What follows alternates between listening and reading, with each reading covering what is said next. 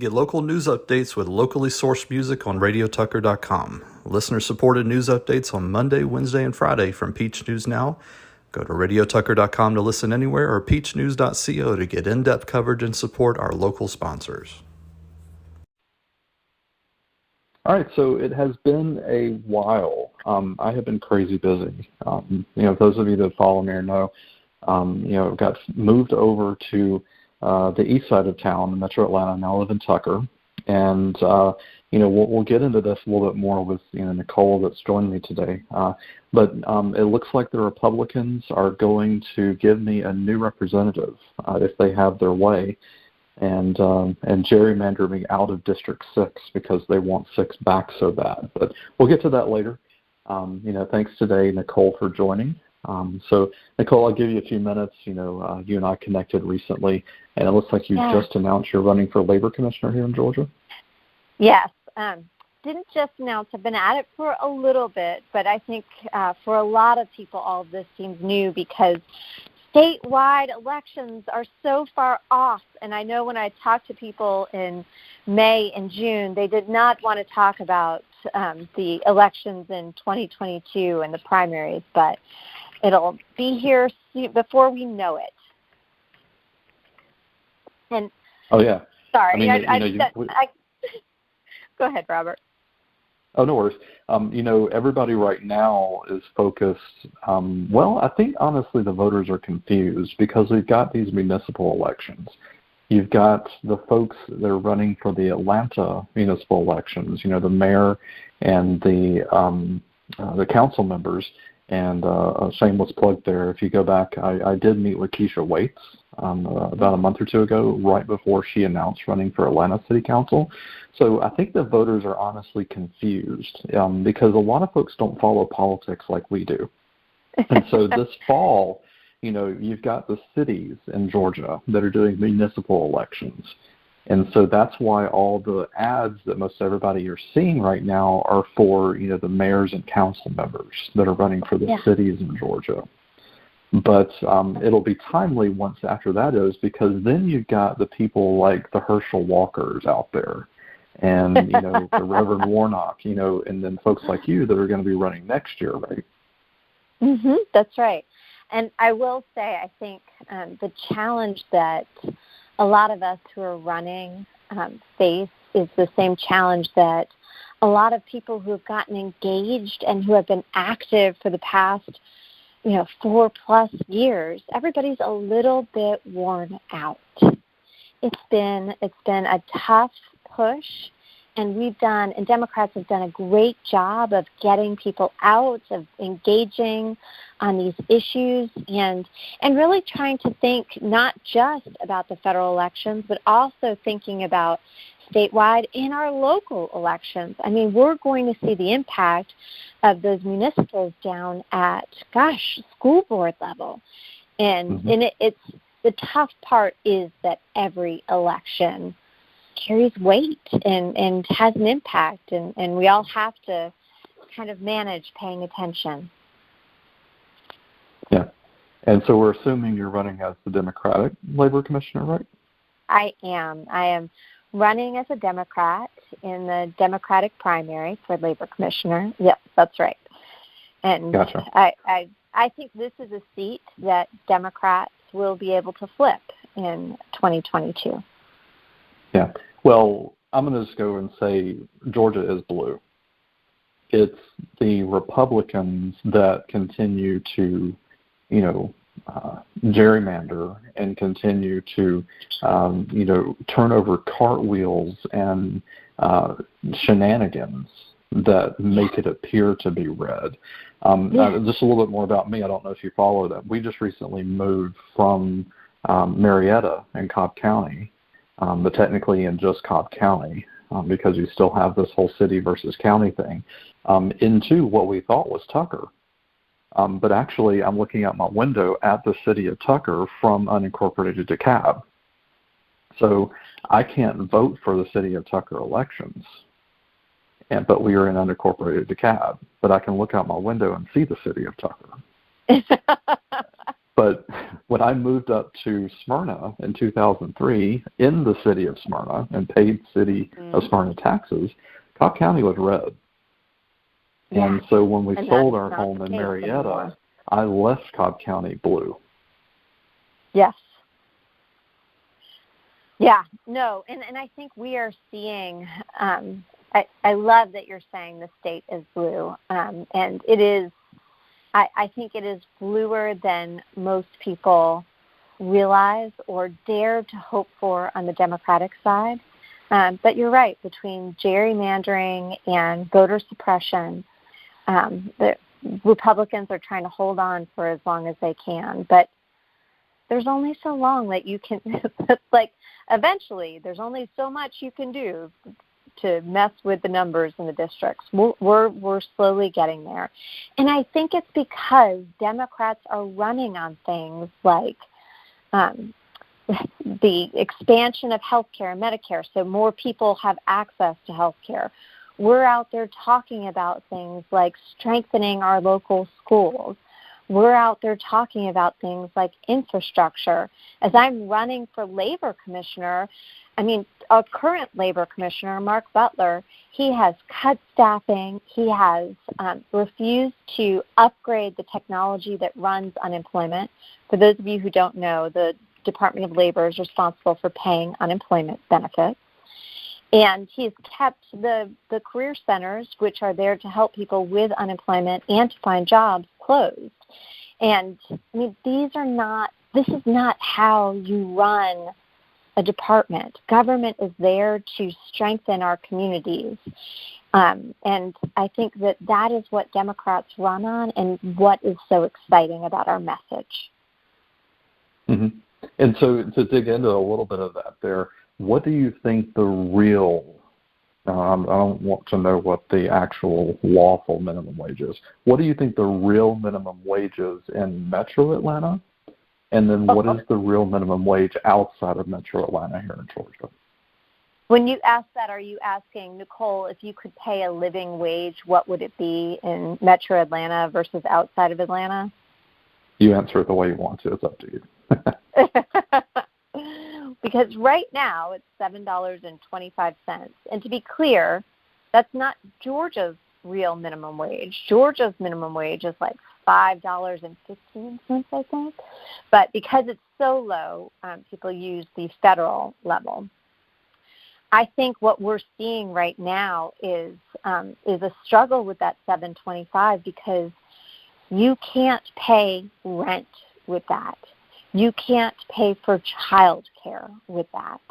And when business owners say to me, we can't find people to hire, but they're only paying $10, $12, $14, I'm like, well, people can't afford to work for you, unfortunately. Between the start of between now and the start of the pandemic, child care costs are up 116% in Georgia. That's astounding. Rent is up 10%. So there's a reason why people are not running to get that first job that they can find. They literally can't afford to do that. And we have too many people who are also scared to get sick. A lot of the jobs that are available right now are frontline worker jobs, and there's a fear of literally risking your life. So I think that's a concern. I am not an economist, so I'm not going to give you a firm, this is the number it should be. But I understand why people go to $15 an hour. I have heard numbers as high as $23 an hour, and I live in the city of Atlanta, and knowing how much rent, child care, transportation costs, that doesn't sound outrageous. But we have to balance all of that with our small businesses. What can they afford to pay? There is not a simple answer to the question that you're asking. And that's why I want to get to a place where we are talking about child care as part of infrastructure, where we are talking about having pre-K or preschool available for free for everyone at significantly younger ages. Those kind of things help us make a winning combination for workers and employers. So that's definitely, those are the things that I'm thinking about. That is pretty squarely outside, though, of the scope of the job of labor commissioner. So we can talk about this, and I'm happy to have really good, interesting debates and conversations, but that's not something that I will impact as labor commissioner. Yeah, and that's interesting. And so a lot of people, they just look at labor. They go down the road and they see all of the fast food restaurants and the service industry jobs and say, we're hiring. And some of them are actually saying, today we're paying $14 an hour, get paid tomorrow. And actually, maybe talk about your qualifications and your background, in your platform there. So getting hired or getting, elected to this position, and we'll go into Mr. Butler and what he's been up to there. But what do you see? Obviously the labor commissioner cannot set the minimum wage. That is something that the legislatures have to do and work out. But what do you see really in your platform different from what Mr. Butler has been up to? To actually ease some of what's going on. It's very interesting that you're saying that he closed the career centers. And actually, I've been seeing, I have a day job. That's why we're actually recording this, after my day job. And, I have friends, one particular, I'm not going to name names, but he actually, stopped working when the pandemic hit. He was scared to death of COVID. He was more or less in like a service industry job. And I told him, I said, well, my company's hiring, with full benefits around this pay amount. And he still is not really comfortable. And it's a work from home job. So, this whole weird, new normal kind of, that we're in right now where, these employers, they can't hire fast enough, but at this weird pay rate of $15 to $20 an hour, well, how do we fix this, or how do we come out of this? Oh, I think, and that's why. So the current, just to educate everybody, because most people don't know what the Labor Department is in charge of. In Georgia, the Labor Department is in charge, 95% of their job is to pay unemployment benefits. And it was a bigger department under Michael Thurmond, who was the last Democrat to hold office, but Butler has, been there a little more than a decade now. And when he came in, the department shrunk and is now just focused on unemployment benefits. So a couple things different.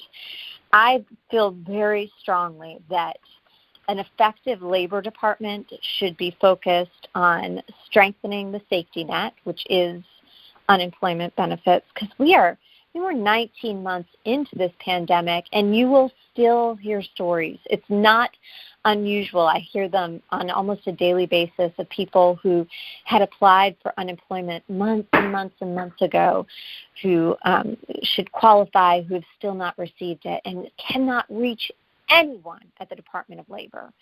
And that's because the current labor commissioner, like I said before, he's cut staffing. He's allowed us to run on technology that's so old it requires a mainframe, and he's kept the career centers closed. So I think we first and foremost need to staff up. The Department of Labor used to be a department of 2,000 people. It's now down to 1,000 people. We need to staff up so that phones can be answered, so that we can help people find jobs and work through, have the tough conversations that work through some of those concerns. We also need better technologies. Like, it's a mess right now. People are having problems with the system called ID Me. People are having problems with their passcode suddenly doesn't work, and there's nobody there to help them through that. It runs on COBOL, which is an ancient system from, it's like from the 60s, that requires a mainframe. We need to upgrade that. And then the last thing is just opening up the doors. I've talked about career centers need to be a place where people can go and not only get their questions answered about unemployment, but also make those connections given their skill set with companies looking. And those connections include having somebody there to look over your resume to make sure, there aren't those small, stupid mistakes on your resume, to make sure you're really showing your skills. And I also have a vision where I want to have have a handful of mobile career centers so we can go to the places that are facing the worst levels of unemployment. But I think that's the floor of what we should be talking about, not the ceiling.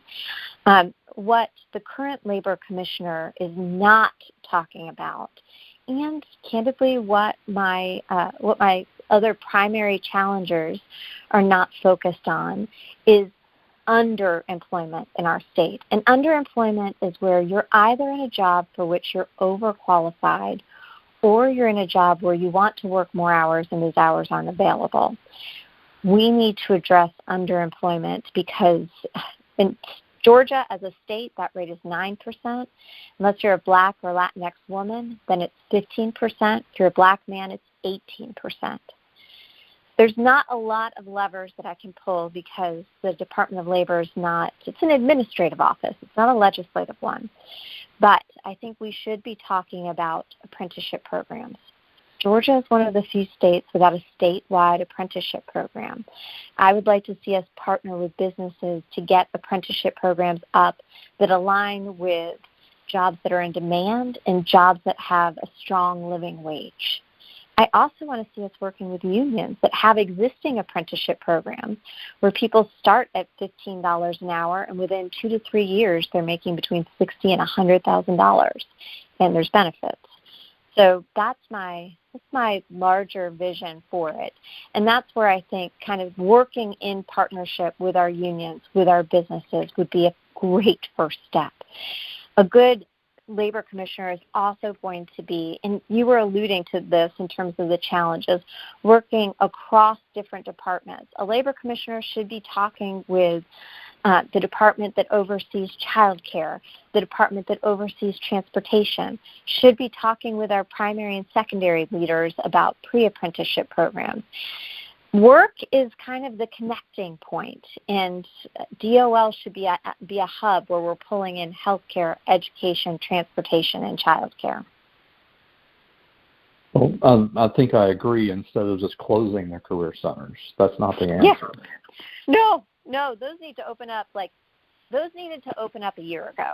I mean, I think everybody understood taking a moment and giving the Department of Labor a little bit of grace as they worked through the challenge of the, kind of the wave of layoffs that we had. But we're 19 months into this. You go they're still closed. Businesses, and they're still closed. And you go into, and Mark Butler says he's protecting people, but you go into businesses across the state of Georgia, and you will find that you can go and ask questions. I mean, you go to your pharmacy, and there's a plexiglass up there to protect the pharmacist and you.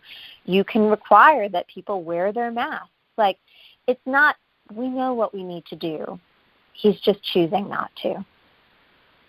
And another question I just thought of, how much rent is being wasted on these closed career centers? I think the article was more than $1 million in rent is being wasted on these departments that have stayed closed.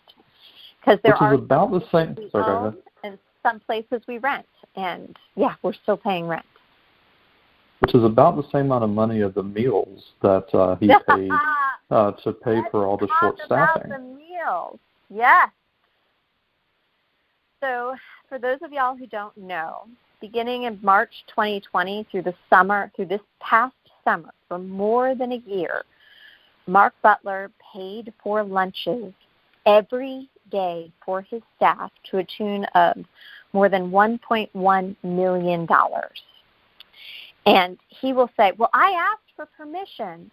And it makes me laugh because it's almost like if my son had asked me for permission to borrow my car to go to the grocery store. went to the grocery store, and then drove to Panama City after it. Like, he spent money, money was spent that was earmarked for unemployment benefits. This is not money allocated to office expenses. That money, a portion of that money was earmarked for unemployment benefits. I mean, he spent 1 out of every 6 meals that they paid for exceeded the $9 a day per diem, and that's the money you can spend on each meal. He said the audit showed that he initially asked for meals for 60 employees, and then that was run up to 1,026 employees. So I think it's just devastating that you have people who are literally worried about putting meals on the table because they haven't received their unemployment benefits. And this labor commissioner is wasting taxpayer dollars and on top of all of this, we haven't seen an improvement in productivity. It's just, and I don't lay that at the feet of the employees at DOL. I lay that at the feet of Mark Butler. Some other math that I was going through as you were going through this. Currently, the maximum unemployment benefit in Georgia is $365 a week. Yep. That works out to about $19,000 a year. Yeah. And, oh, by the way, that is taxable. Yes. Yeah. Yeah. Now, I love it when people tell me that everybody is just staying home, getting rich off of unemployment. Also, keep in mind. So let's go there and rewind a little bit. So during the pandemic, what was the amount the federal government was kicking in over the $365? It was an additional $300 over that, and two-thirds of the people who were receiving federal unemployment were not receiving the state unemployment. Most of the people who received the federal unemployment were 1099 workers or contract or your gig workers. That was the vast majority of people. So let's recap, because I want to make sure we get this clear, because of all of the riffraff and all of the people saying, well, they're not working because they're just sitting at home, sitting on their butt, not doing anything. I'm going to repeat what you just said. Most of these people were not getting the Georgia $365 a week. Yeah. Most of them were getting the $300 federal a week. Yeah.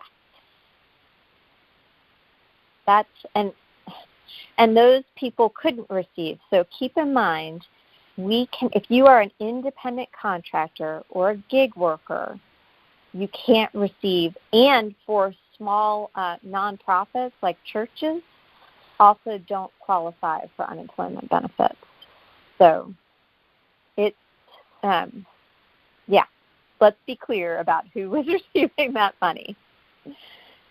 Yeah. And what's now, in just a moment here, because I want to make sure we get this on the record and we're clear, because there was so much misinformation and assumptions made during the pandemic, and we are still somewhat going through this misconception.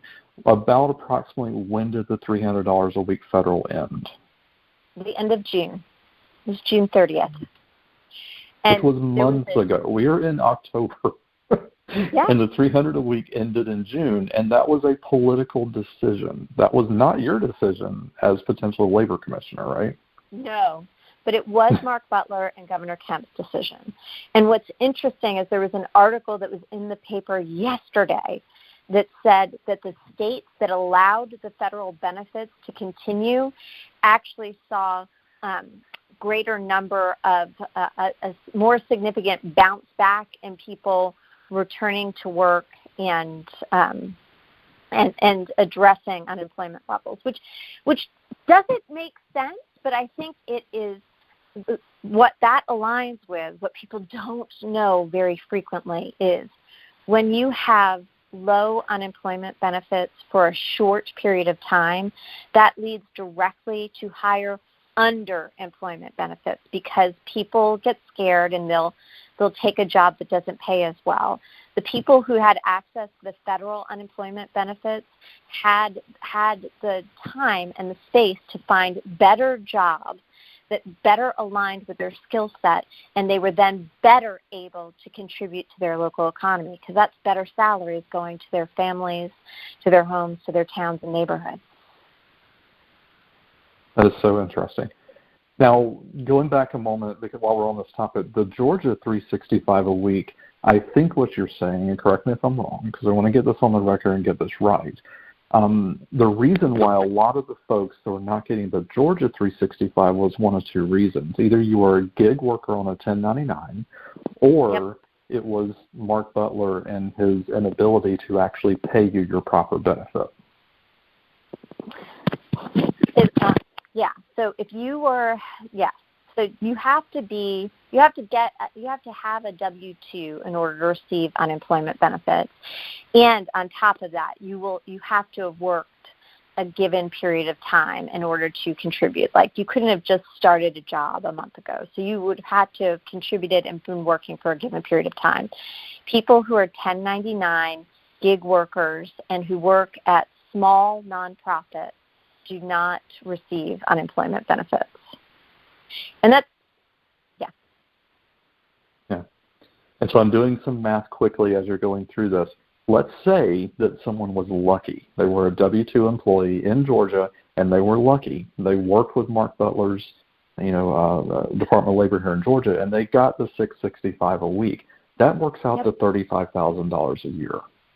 Yep. Okay. You can go shopping. You can look for the sales. You may have kids at home. That's not a lot of money. Yeah. And so, and I'm not gonna, go ahead. Finish your thought. Sorry. No, go ahead. No, you go ahead. I was going to say, and I'm not saying that there weren't people who stepped back.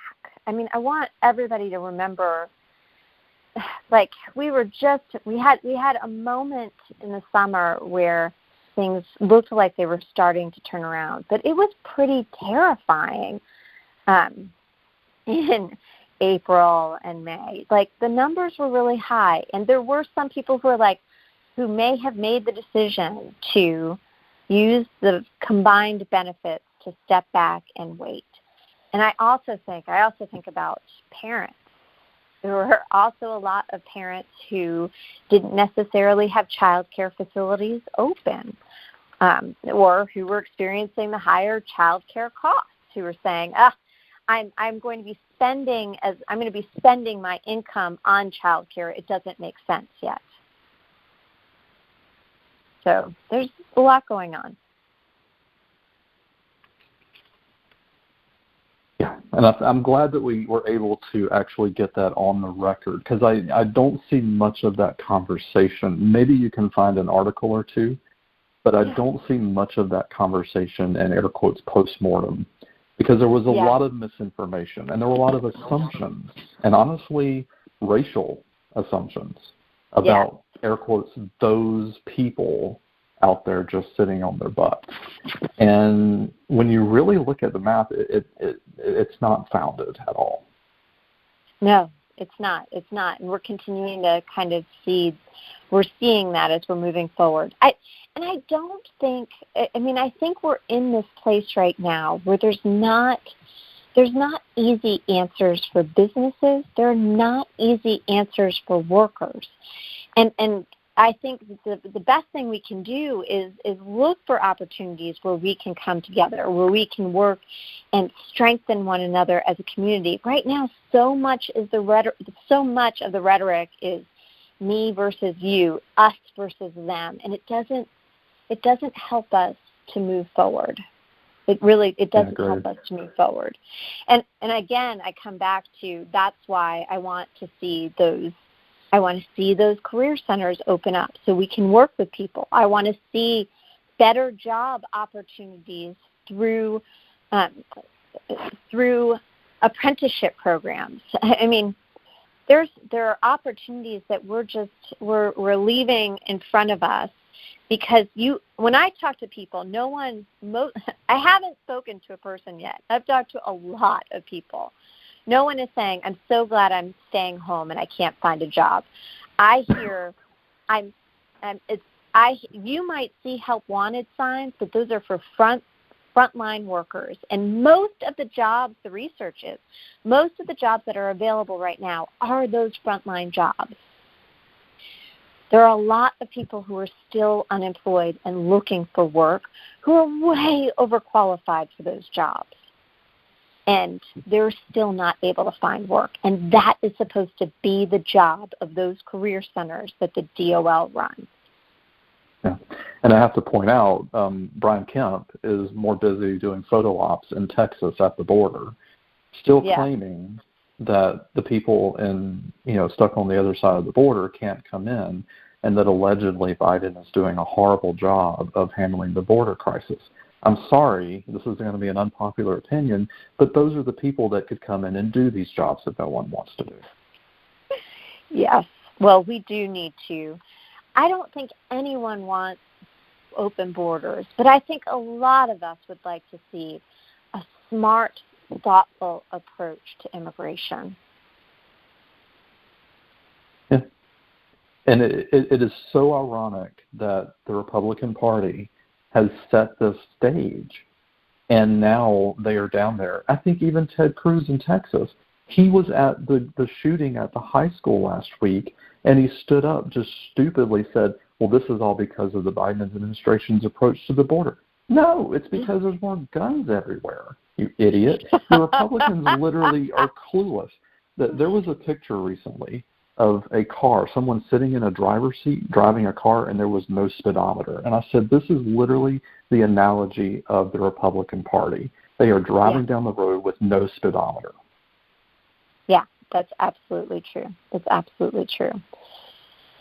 And it's funded by their rich buddies. Literally, they go to gas stations, and it's just their rich buddies putting gas in their car. Well, that's why we need to get out there and talk about these issues and not buy into the disinformation and be open to having the tough conversations. I think as leaders, as activists, it's okay to say there's not a simple answer to all of these challenges that we face. But I believe, and I am going to sound overly optimistic, but I still think this is true, that 95% of Georgians all have a shared goal. They all have a vision, no matter if they consider themselves part of the Republican or Democratic Party. They all have a vision where they want a stronger community. They want healthy families. They want to feel safe. They want to have good schools. We just have very different methodologies for getting there. And that dialogue and that debate is worthwhile and one we need to have and not be afraid of. Yeah. Well, and I'm going to say it again. I've said it on several episodes. Critical thinking is hard. It is. It is. And sometimes it's difficult and it's not comfortable. But critical thinking is hard, and you got to do it. And whether you get pissed off, whether you close your Facebook account or something, it's hard, and you got to do it. Yeah. And that's where, that's what I'm. I think you pointing out misinformation, you asking for those points of clarification, Robert. I appreciate that. Thank you for doing that, because there are things that I am continuing to discover that I'm like, oh, this needs to be part of the conversation. And that's how we'll get there. And two other things I wanted to get on the episode. So you're running for labor commissioner. A little bit of history. Are you a native Georgian? Great question. I'm not a native Georgian, but I moved to Woodstock, Georgia, when I was 16. And to give you some background, my dad my dad was a lifetime union member. My dad built roads for a living. He was a heavy equipment operator. And when Georgia got the Olympics, my dad said, "Oh, that'll be great. I'll move south." He would be laid off every winter, usually right around Christmas time. And he was looking forward to being able to work year-round. And it's funny and interesting to me because the experience of what my family went through of applying for unemployment when my dad would lose his job, I mean, we were never scared. It was never a scary experience. He applied, he received benefits, he was back to work as soon as the weather turned. And that was just not at all the experience that, the more than 500,000 Georgians went through. So that's part of what interested me in this position. But to answer your question, I moved to Woodstock, Georgia. I was an Emory graduate, went to Emory for 4 years, and then worked in Macon, Georgia as a television reporter for a couple of years before I came to Atlanta and launched a higher education consulting firm with my husband that we ran for 15 years. I like to say I'm uniquely qualified to be labor commissioner because our company helped universities pick programs that would lead to jobs for adult students. So I spent time looking at labor data and what jobs were trending. I've also spent time with big university departments helping them improve processes, helping them select technology, kind of the exact same things that we need to make happen in our Department of Labor. And we sold the company. We grew the company to be more than a $3 million firm and sold it a few years ago. And I said to my husband, "Okay, I'm ready to transition to a life that's more focused on service." And to me, running for office is a great way to do that. Yeah. That's a great story. I didn't know that story just until now, literally. And just a little bit more about me, I am a product. I proudly say I'm a product of all public Georgia schools, all the way through my master's degree in Georgia. I was on the Hope gravy train. Hope paid for all of my undergraduate. I was able to then go to my master's degree, and I actually taught for a short time, both public and private, in college level courses. But going back to your apprenticeship as well, when I graduated high school down in South Georgia, I actually had both seals.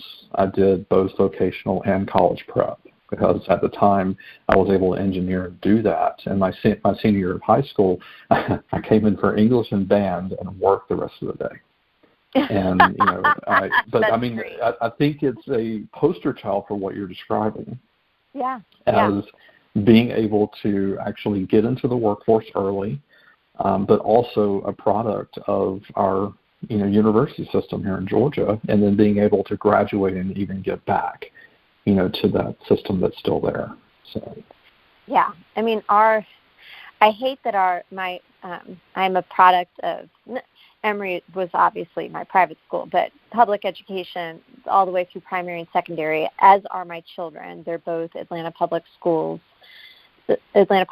students, and it's frustrating to think that we have underfunded our school by $1 billion, and because we could be doing more. We could have pre-apprenticeship programs that better align people and prepare them for that next step, because not everybody's college isn't for everybody, and you can make a fantastic living as an electrician, as an iron worker, as my dad would tell you, a heavy equipment operator, and opening up those opportunities is where we need to be. But I also think about, our heads naturally when we think about apprenticeship programs go to our younger adults, but I also think about moms who have been raising their children for the last 12, 15 years. And it's hard to get back into the workplace. It's hard when you have this huge gap on your resume. And that's where, whether it's a skilled trade apprenticeship program or an apprenticeship program that leads to a booming white-collar career, we need to give people more options and better pathways. Yeah. And so you're familiar with Woodstock, but obviously you moved south of Woodstock. But I have to get a couple more things in before we get this episode wrapped up. Do you know Barry Loudermilk? Well, I know of him, but I do not know Barry. I don't blame you. But guess what he's up to Friday night, October 22nd? Tell me. He is hosting Mr. Devin Nunes, Republican of California, at the Kennesaw Airport. Oh. Guess how much it costs to attend this fundraiser? I can't imagine. How much? $200 to $2,900. Do you think he gives a crap about anything we talked about here? No, I do not. I do not. Now, if you don't know who Devin Nunes is, he is Trump's buddy in California that was hopping into Uber rides in D.C. when the Trump BS was going on. Who has been a proud deliverer of misinformation for yes. So. But if you're free the evening of Friday, October 22nd, and want to pay $200 to go see them spout even more, be our guest. I think I'm good. And then one more update. Next door, everybody knows Miss Marjorie Taylor Greene, who doesn't live in the district she represents, more to the northwest Georgia. Later this week, we should have our first billboard go up in conjunction with Indivisible GA11. Where in the world is Marjorie Taylor Greene? Do you remember Where in the World is Carmen Sandiego? Yes, of course. Well, Where in the World is Marjorie Taylor Greene is the theme of this billboard in Chatsworth, Georgia. So it is a permanent billboard reminding all of her alleged constituents to call her and ask her why she still does not trust vaccines. I hope that we will be able to oust her. I really do. But, having an elected official that can't even participate in the system is just, Well, as we say in the Speechless. South, bless her heart. Bless her heart. That's right. That's right. So stay tuned, because it's never a dull moment. And speaking of gerrymandering earlier, if you look at what the Republicans want to do, they want to make Loudermilk's District 11 easier to win for him. And they want to make District 6, that I just moved into, more difficult for McBath to win. So stay tuned. It's not going to be any dull moments leading into 2022. Yeah. Well, I thank you so much for having me on the podcast. People can find me on Facebook at Nicole Horn for Georgia and on my website. And if people send me emails, send me questions, I return calls, I return emails. I am not hard to find. I'm all over Georgia, and it's been an honor and a privilege to sit and talk with you today. Thank you so much. Yeah, and thanks for taking the time out, and good luck. Like I said, you may be kind of under a rock for these municipal elections because everything is like that's all you see on TV right now. But once that gets out of the way, it's going to be heating up leading into next fall. So. Yeah. Well, and I think you can't be mad at people's attention being on these municipal elections. They are too important not to pay attention to. Yeah, and literally, just like your position, these are down ballot races. They are just as important as the ones at the top of the ballot. So I agree. So thanks again. Have a great week. Thanks, and we'll get this published out soon, and we'll talk to you soon. Okay. Thanks so much. Bye.